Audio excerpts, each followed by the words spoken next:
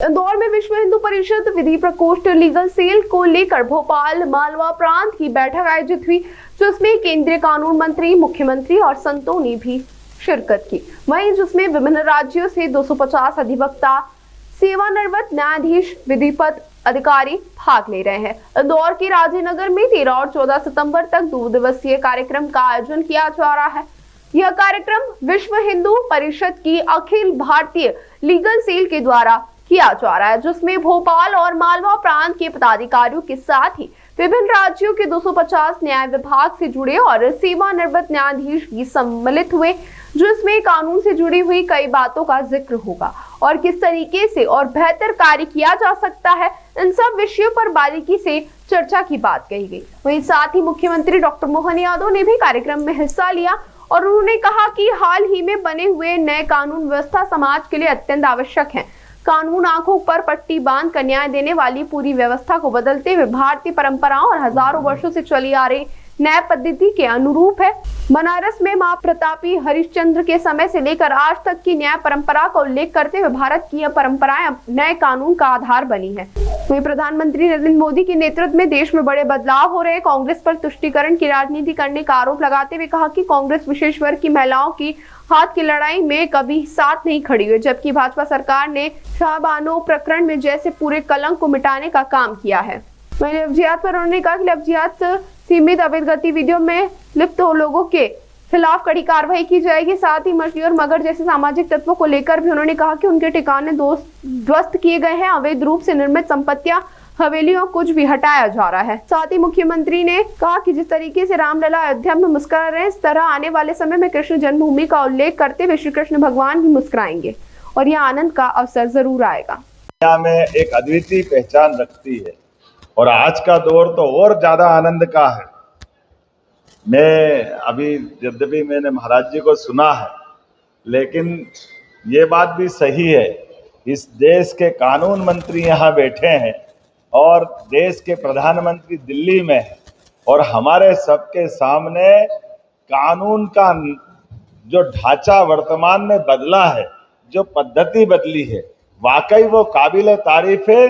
Supreme court के chief justice आंखों में मूर्ति की बंधी पट्टी खोलते ही एहसास करा रहा है कि भारत का कानून आंख खोलने वाला है। ये आंख बंद करके न्याय नहीं हो सकता। महाराज जी, मुझे लगता है इसमें सारी बातें आ गई। ये पद्धति हमारी है ही नहीं कि शब्दों की चाशनी से चाय जिसको चाय जो चटा दो। शब्दों की चाशनी क्या होती?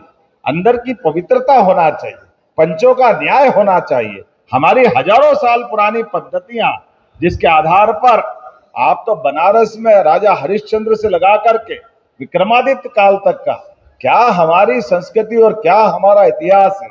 और जब ये मैं बात कर रहा हूं तो हम तो विश्व हिंदू परिषद के बैनर तले बात कर रहे हैं और विश्व हिंदू परिषद ने जब ये अभी अलग अलग विषय आए, मैं दोहराऊंगा तो नहीं, लेकिन ये निश्चित रूप से माननीय प्रधानमंत्री जी को धन्यवाद देना पड़ेगा। इंदौर की इसी हाई कोर्ट का एक फैसला साहबानो प्रकरण करके जब जाता है 40 साल पहले, और उस फैसले को सुप्रीम कोर्ट भी कहती कि हाँ ये सही है, लेकिन तथाकथित कांग्रेस के नेताओं ने तुष्टीकरण के कारण से कोर्ट की बात करते, न्यायालय की बात करते, संविधान की बात करते, लेकिन मुस्लिम बहन के अपने हक की लड़ाई को अन्याय के रूप में लागू करने का पाप किसी ने किया है तो कांग्रेस पार्टी और तत्कालीन प्रधानमंत्री राजीव गांधी के सिर माथे पे। और हमें इस बात का गर्व है, ये दौर तो वाकई 21 शताब्दी का दौर चल रहा है। एक एक करके कितने प्रकार से निर्णय आ रहा है। 40 साल पुराना वो कलंक भी धोने का काम अगर उसी पार्लियामेंट ने किया है और उसी के साथ साथ वो हमारा भगवान श्री राम का धाम और वो सरयू का किनारा, कितनी बार हम सबको गालियां देते थे, क्या क्या नहीं बोलते थे। अरे ये राम के नाम पे दंगे कराएंगे, देश में ये हो जाएगा, वो हो जाएगा। वो सारा वितंडावाद को साफ करते हुए हमारी विश्व हिंदू परिषद की पवित्र भावना के बलबूते पर समूचे देश ने न केवल सुप्रीम कोर्ट के निर्णय को लागू किया, बल्कि धूमधाम से भगवान का गर्भगृह में प्रतिष्ठित हमने वो अवसर देखा। वो आनंद के लिए महाराज जी गवाह है।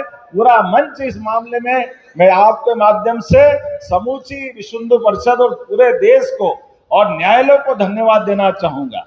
आज बदलते दौर में जब हम अपने एक एक करके बात करेंगे तो बात तो लंबी होगी, लेकिन ये इतना ही संक्षेप में कहना चाहूंगा कि ये तीनों कानून को लागू करने में अगर कोई राज्य सरकार सबसे तेज गति से बढ़ रही है तो मध्य प्रदेश सरकार तेज गति से बढ़ रही है, मैं ये जरूर बताना चाहूंगा।